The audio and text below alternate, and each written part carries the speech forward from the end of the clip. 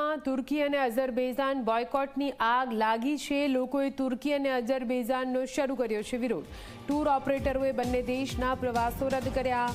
અન્ય લોકોને પણ આ દેશમાં જવા માટે કરાઈ રહી છે અપીલ અને અન્ય દેશમાં જવા માટે કરાઈ રહી છે અપીલ। પાકિસ્તાને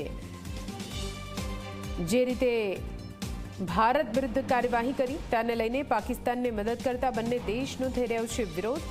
2024માં ભારતના 3 લાખ લોકોએ તુર્કીનો પ્રવાસ કર્યો હતો। સુરત, અમદાવાદ સહિતના શહેરોમાં અનેક લોકો હતા જેઓ જઈ રહ્યા હતા તુર્કીના પ્રવાસે, જો કે અનેક લોકોએ પ્રવાસ રદ પણ કરી દીધો છે।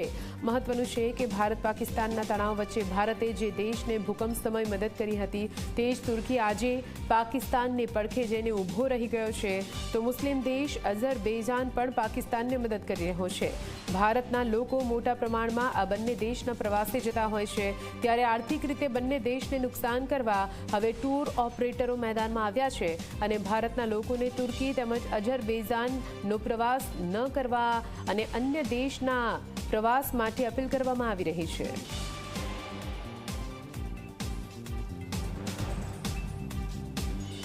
જે તે પ્રવાસીઓ છે હવે એ બધા જ સોશિયલ મીડિયા પર વોટ્સઅપ સ્ટેટસ, ચાહે જોવા જઈએ ફેસબુક કે ઇન્સ્ટાગ્રામમાં નો તુર્કી નો અઝરબાઈજાનના સપોર્ટના મારા અને નો ટ્રાવેલ ટુ ધીસ ડેસ્ટિનેશનના ફ્લાયર્સ બનાવી અને એ લોકોએ ખૂબ જોશમાં આવી અને રંગે ચંગે લઈ અને એનો બઢાવો આપ્યો છે, જેથી કરીને આજે જેટલા બી હવે પ્રવાસીઓ જવા માંગે છે એ લોકો તો હવે માંગતા જ નથી, પરંતુ તદુપરાંત જે લોકોએ બુક કરેલી છે એ લોકોનામાં બી રોષનો દાહોલ થઈ ગયો છે કે હવે કરીને આ જો હિન્દુસ્તાન પાકિસ્તાનનું યુદ્ધ જો અલગ લેવલે જતું રહે તો અમે જો ત્યાં જ ટ્રાવેલ કરવાના છીએ તો કોઈ પ્રોબ્લેમ થશે કે નહીં થાય, અને જો એવું લાગતું હોય તો અમારે એ ટૂર પેકેજ કેન્સલ કરાવવું છે, તો એ બાબતે જોવા જઈએ તો એ લોકોને આપણે ઇનડાયરેક્ટલી ચલો યુદ્ધ તરીકે નહીં પણ અલગ રીતે ફાઇનાન્શિયલી મારો આપવા માટે પણ ટૂર ઓપરેટરો એ ઘણા બધા પ્રવાસીઓને કેન્સલ કરવા માટે બઢાવો આપી રહ્યા છે।